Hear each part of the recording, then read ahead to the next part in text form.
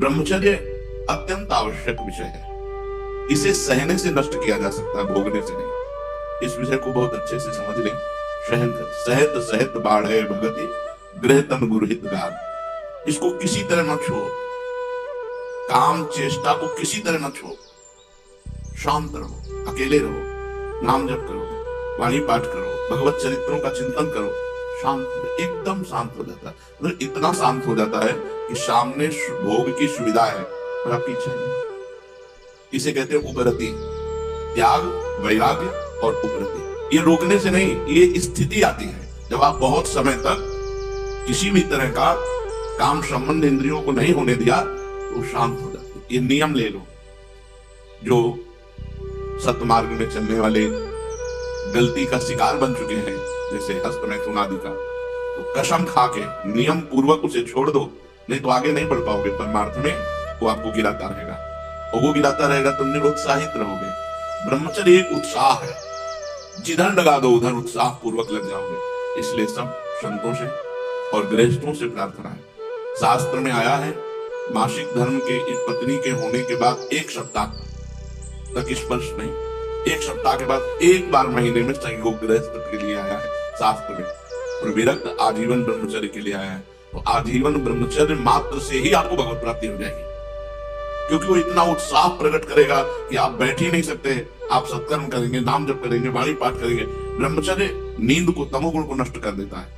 ब्रह्मचर्य भागवती को उत्साह नष्ट कर देता है। ब्रह्मचर्य शरीर की पीड़ा को सहने की सामर्थ्य देता है। ब्रह्मचर्य में होश रहता है और जोश रहता है। होश भी रहता है, जोश भी रहता है। लोग जोश में होश खो देते हैं, लेकिन ब्रह्मचारी जोश में होश में रहता है। होश में ही जोश का प्रयोग करता है, बेहोश होकर जोश का प्रयोग नहीं करता। उसमें दिव्य तेज रहता है। इसलिए यहां कह रहे हैं कि लंबे समय तक यदि काम का संयोग न किया जाए तो इंद्रियां शिथिल हो जाती हैं और काम क्रमशः नष्ट हो जाता है। क्रमशः शब्द है, क्रमशः मतलब धीरे धीरे। अभी कम वेग से आया, फिर और कम वेग से आएगा, फिर और कम स्फुर होगा, फिर शांत हो जाएगा। और पवित्र प्रेम का उदय होता है काम नष्ट होने पर।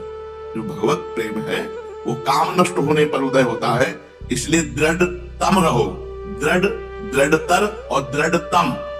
दृढ़तम रहो कि हम किसी भी तरह काम की प्रेरणा से कोई भी इंद्रिय का प्रयोग नहीं करेंगे। यदि वैरागी वैराग्य मार्ग में हो तो दृढ़तम हो जाओ, मतलब दृढ़तर और दृढ़तम मतलब महान दृढ़ हो जाओ कि मर सकता हूं लेकिन गलत आचरण नहीं कर सकता।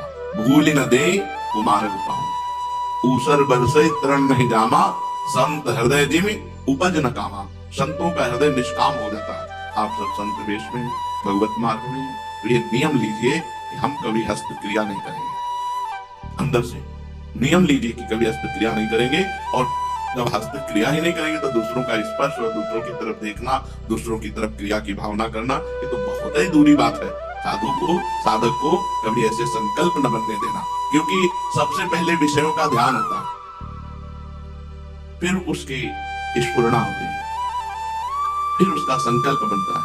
कामना जो है वो स्फुरणा है, फिर संकल्प बनता है, फिर संकल्प में बाधा पड़ने पर क्रोध आता है, और संकल्प की पूर्ति होने पर लोभ आता है। दोनों नाश कर देते हैं।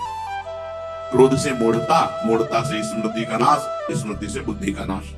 ध्यायतो विषयान पुंसां संगास्तेषु उपजायते, संगात् संजायते कामा, कामात् क्रोधो विजायते, क्रोधात् भवति सम्मोहा, सम्मोहा स्मृति विभ्रमा, स्मृति भ्रंशात् बुद्धिनाशो, बुद्धिनाशात् प्रणश्यति। साधक को ध्यान रखना चाहिए कि जैसे काम का चिंतन हुआ तत्काल हटाओ उसको। संगास्तेषु उपजायते, संग करने की इच्छा हो जाएगी। संग करने की इच्छा होते ही काम बलवान हो जाता है और वो संकल्प बना लेता है। संकल्प बनाते ही क्रोध सम्मूढ़ता या लोभ सम्मूढ़ता, दोनों स्मृति का नाश करके बुद्धि का भ्रष्ट हो जाता है। तो परमानंद की प्राप्ति फिर नहीं हो पाती। तो जो हमारे परमार्थ में सबसे ज्यादा घातक वस्तु है वो है काम। इस काम से सब लोग पीड़ित हैं, पूरा चराचर जगत पीड़ित है। अगर कोई बच सकता है तो नाम जापक, भगवत मार्ग का पथिक, संयम से चलने वाला। ये अविद्या है शरीर। इस शरीर को बहुत पुष्ट करना, बहुत बलवान करना ठीक नहीं। हमारे अंदर जब काम सताए, जब हमारे अंदर ऐसी गंदी प्रेरणाएं आए, तो हमें उपवास का आश्रय लेना चाहिए। उपवास से बहुत जल्दी पवित्रता हृदय में आ जाती है, शरीर शिथिल होने लगता है, इंद्रियां शांत हो जाती है, मन शांत होने लगता है। जब कभी किसी उपासक को ऐसा लगे कि अब असहनीय काम आ रहा है, तो 2, 4, 5 दिन, 10 दिन के लिए भोजन छोड़ दो, पानी ले लो, थोड़ा फल ले लो, थोड़ा दूध ले लो, ऐसे 10-5 दिन रहो, अपने आप शांत हो जाएगा। शांत हो गया फिर भोजन लेने लगो, फिर बढ़ गया फिर शांत कर लो। इस तरह यदि लंबे समय तक काम का संयोग ना होने दोगे, इसमें लिखा हुआ है कि क्रमशः वो शांत हो जाएगा। विश्वास करो, भगवान सदा ही तुम्हें देख रहे हैं, तुम्हारे अत्यंत समीप हैं, तुम्हारी प्रत्येक स्थिति को वो जांच रहे हैं। अंदर जो तुम्हारी स्थिति है उसको वो जांच रहे हैं, तुम्हारी हर एक हरकत को वो देख रहे हैं। साधु, साधक, भक्त, वैष्णव बड़े ध्यान से सुनो, जिनकी तुम आराधना करके प्रसन्न करना चाहते हो, वो भगवान तुम्हारे साथ हैं, तुम्हारी अंदर की स्थिति को देख रहे हैं, बाहर की परिस्थिति को देख रहे हैं, तुम्हारी एक एक हरकत को देख रहे हैं। जब तुम कोई हरकत करो तो तुम्हें ध्यान आना चाहिए कि प्रभु देख रहे हैं। क्या मैं इस हरकत से प्रभु को प्रसन्न कर पाऊंगा? ये हरकत करूं, गंदी बात करूं और फिर मैं प्रभु से कहूं प्रभु तुम प्रसन्न हो जाओ, तुम हमारे स्वामी हो? बस विश्वास पूर्वक तुम्हें ये समझने की जरूरत, बहुत जल्दी ठीक हो जाओगे कि हर समय प्रभु हमारी बात देख रहे हैं, हमारी चेष्टा देख रहे हैं। भगवान यद्यपि तुम्हारे परम सुहृद है, निकट से निकट केवल भगवान ही है और सब दूरी है। शरीर, शरीर के संबंधी भोग, शरीर संबंधी रिश्ते नातेदार, ये सब विनाशी है, ये सब दूर है। तुम अविनाशी हो और तुम्हारे भगवान अविनाशी है। तुम्हारे निकट से निकट, निकटतम केवल भगवान है। सच्चे मनुष्य अब उन्हें अपना परम सुहृद समझकर पुकारोगे तो तत्काल तुम्हारी सुनवाई होगी और भगवत कृपा उतरेगी और तुम्हें तुम्हारी स्थिति से ऊपर उठाकर परम दुखों से पार कर देगी। भगवान परम दयालु है। तुम चाहे कितने पतित हो, कितने ही पातकी हो, कितने ही घृणित क्यों न हो, भगवान का ऐसा स्वभाव है कि वो कभी किसी से घृणा नहीं करते, तो तुमसे भी घृणा नहीं करते। तो तुम इस बात को समझकर कातर स्वर में उन्हें पुकारो, वो एक क्षण में तुम्हारी स्थिति बदल देंगे। बिल्कुल कहता हूं, एक क्षण में स्थिति बदल देंगे। भगवान का परम आश्रय लो, अन्य आश्रयों का त्याग करके। इस संसार में कोई भी तुम्हें अपना नहीं मानता, हृदय से कोई नहीं मानता। ये बाहरी संबंध सुखों के लिए है। हम तुम्हें भोग कर सुख ले लें, तुम्हारे द्वारा सुख ले लें तो तुम हमारे प्रिय, और अगर जिस दिन ये पता चला कि हमारे लायक नहीं रहा तो फिर देखो कोई नहीं पूछता। तो इसलिए तुम भगवान का परम आश्रय लो और भूल जाओ अपने रिश्ते नातेदारों को, भूल जाओ सारे संबंधों को। भगवान से विनय करो कि मुझे घर परिवार रिश्ता नाता याद ही ना आवे, आप ही स्मृति में रहे और सारे कार्य आपकी स्मृति में रहे। कोई अन्य हमारी स्मृति को न चुरा ले, हमारी स्मृति न बन जाए कोई। हमारा परम धन है स्मृति। यदि हमने किसी को अपना माना तो वो हमारी स्मृति को चुरा लेगा, भगवत स्मृति को रोक देगा और उसकी स्मृति आने लगेगी। चाहे तुम बिल्कुल निराश्रित हो, एक बार हृदय से भगवान को अपना मानकर सारे संबंध छोड़ करके देखो, तुम महामधुर में आनंद में डूब जाओगे। पक्की बात है। एक बार भगवान से, हर बार सबको हमने अपना माना, अब एक बार केवल भगवान को अपना मानकर उनका भजन करते हैं, फिर देखो परिणाम में कितना आनंद आता है। तो ब्रह्मचर्य भगवान से मिलाने के लिए परम सहायक है। ब्रह्मचर्य अत्यंत आवश्यक है, जो आज के काल में लोग सुनना, समझना और चलना बिल्कुल नहीं चाहते। व्यभिचार की बात सुनना चाहते हैं, व्यभिचार की बात समझना चाहते हैं, व्यभिचार करना चाहते हैं। ये हमारी कलयुगी मनोवृत्ति ब्रह्मचर्य की तरफ बढ़ना ही नहीं चाहती। जिनको भगवान ने ब्रह्मचर्य रखने का सौभाग्य दिया कि आजीवन ब्रह्मचर्य रहो, ये दुर्भाग्य नहीं है कि आपको स्त्री संयोग नहीं मिला, पुरुष संयोग नहीं मिला। ये सौभाग्य है, ये अत्यंत सौभाग्य है। जो बच्चियां मुंडन करा करके भगवान के मार्ग में, कुछ लोगों का कहना है कि स्त्री मुंडन नहीं कराती, तो जो सुहागवती स्त्री है वो भी जब भगवान की तरफ कदम रखती है तो पहला कदम होता है मुंडन करवाना है। उदाहरण में माधव सिंह की पत्नी रत्नावती जी जब पहला कदम परमार्थ में उठाया तो पहले मुंडन करा के संतों के बीच में बैठे। और विरक्त, ये तो परमहंस बच्चियां हैं, बाल ब्रह्मचारी विरक्त सन्यासिनी मुंडन करा करके अपने सौंदर्य का नाश करके मुख पे रजलेप करके भगवत मार्ग में चल रहे, इनकी चरण वंदना, ये अहोभाग्य सौभाग्य। ये कोई छोटी मोटी बात है आजीवन ब्रह्मचर्य रहना? यहाँ ब्याह होने पर पति से संतुष्ट नहीं रहती, साइड में एक दो बॉयफ्रेंड और पति को कटवा कर फेंक देती, कैसे कैसे आचरण हो रहे। लेकिन ये भक्ति ऐसी है जो इनको किंकर की है। भक्ति हित जे शरण आए, द्वंद्व दोष दुसम घटे, कमल कर जिन अभय दीने, कर्म बंधन सब कटे। विचार करो, कमल कर जिन अभय दीने, अपने शरणागतों को हरिवंश महाप्रभु बहुत प्यार करते हैं। कमल कर जिन अभय दीने, कर्म बंधन सब कटे, परम सुखद सुशील सुंदर पाहि स्वामी मम धनी, जय जय श्री हरिवंश प्रशंसित शब्द। जब जीव आचार्य शरणागत हो जाता है तो शरणागत वही माना जाता है जो आज्ञा का पालन करता है। तो हरिवंश महाप्रभु की आज्ञा है, श्री राधा वल्लभ लाल को हृदय ध्यान मुख नाम। अब अपने को कोई ऐसी चिंता थोड़ी कि हमें साधना करनी है, हमें श्री जी की प्राप्ति करनी है, अरे आज साधन नहीं बना, हाय हाय, कुछ नहीं। जैसे एक अरब खरब पति पिता का एक बालक मौज से रहता है, उसको पाई भर परवाह नहीं रहती, ऐसी न लोक की परवाह है और न परलोक की परवाह है। मस्ती ही मस्ती, न शुभ से परिचय है न अशुभ से द्वेष है, न शुभ से कोई परिचय है न अशुभ से कोई द्वेष है। हमारा इनसे कोई संबंध नहीं। शुभ अशुभ दुर्ग विध्वंस बल तब जय जय जय।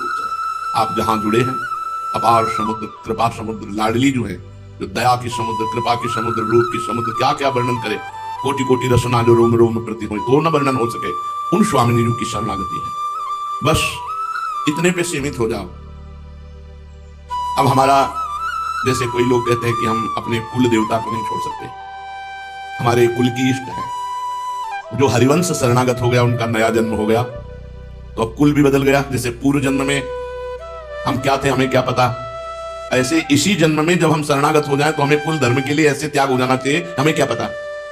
श्री हरिवंश सुगोत कुल, तभी आप हरिवंश शरणागत माने जाएंगे। श्री हरिवंश सुगोत कुल, अब हमारा जन्म हुआ हरिवंश कुल में और हमारा गोत्र हुआ हरिवंश।